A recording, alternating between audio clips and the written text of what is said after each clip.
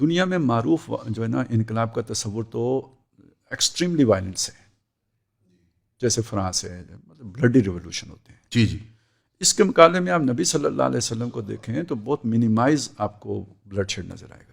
بالکل بھی نہیں بھائی، نہ ہونے کے برابر. فتح مکہ تو ایک بالکل اس طرح نمایاں مثال ہے. پہلی بات یہ سمجھ لیجیے، اگر آپ کے اندر کوئی وہ جو ایک تخریبی جذبات نہیں ہے اور آپ کی پرسنالٹی تخریبی نہیں ہے، نگیٹیوٹی نہیں آ گئی ہے، تو آپ کو اس تعمیری انقلاب کا سوچنا ہے. انقلاب تو ہوگا، اس میں آپ کو اپنا خون دینا ہے، لیکن یہ کوئی ری ایکشن نہیں ہے. یہ پشتوں کے پشتے لگانے کا کام نہیں ہے. اس کو اب یہ یہاں تک سمجھ کے اب میں آپ کو دوسری طرف سے بات عرض کرتا ہوں. سن 6 میں نبی صلی اللہ علیہ وسلم عمرہ کرنے جا رہے ہیں. قرآن کہہ رہا ہے کہ اگر آپ لڑتے تو آپ فاتح ہوتے، لیکن ہم نے نہیں لڑنے دیا. آپ کو بھی روک دیا، ان کو بھی روک دیا. کیوں روک دیا؟ وہ لوگ بھی مارے جاتے جنہوں نے کام آنا تھا بعد میں. وہاں تو الفاظ یہ ہیں جو مسلمان ہو گئے تم نہیں جانتے انہیں. میں یہ کہتا ہوں جو پوٹینشلی مسلمان تھے، جنہوں نے کل مسلمان ہو جانا تھا، اس دن جنگ ہوتی تو خالد بن ولید بھی مارے جاتے. اس دن جنگ ہوتی ابو سفیان بھی مارے جاتے. لوگوں کو شاید نہ اچھے لگتے ہوں، لیکن وہ بہت بڑے مدبر انسان تھے. انہوں نے بڑی بعد میں اسلام کی خاطر لڑتے ہوئے ان کی آنکھ بھی ضائع ہوئی ہے، دونوں کی ضائع ہوئی جی.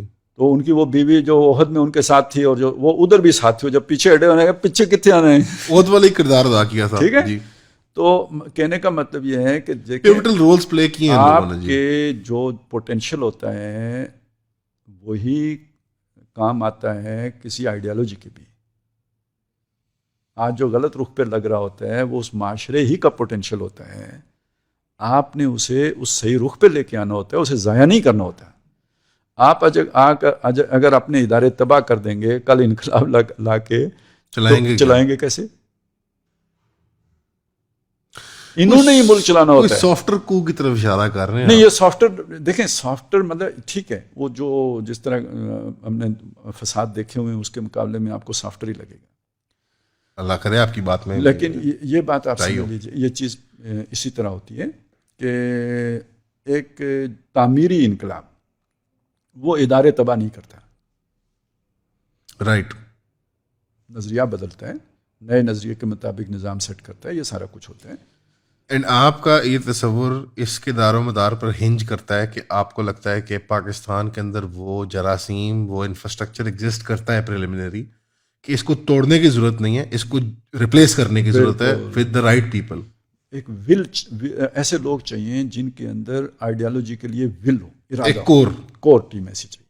باقی آپ کا یہی سسٹم کام کرتا ہے، یعنی پارٹیاں اسی طرح ہوں، الیکشن ہو، سارا کچھ ہو. دیکھیں اس میں بٹ آپ دیکھیں دو چیزیں علیحدہ ہیں، پارٹیاں علیحدہ چیزیں، ادارے علیحدہ چیزیں.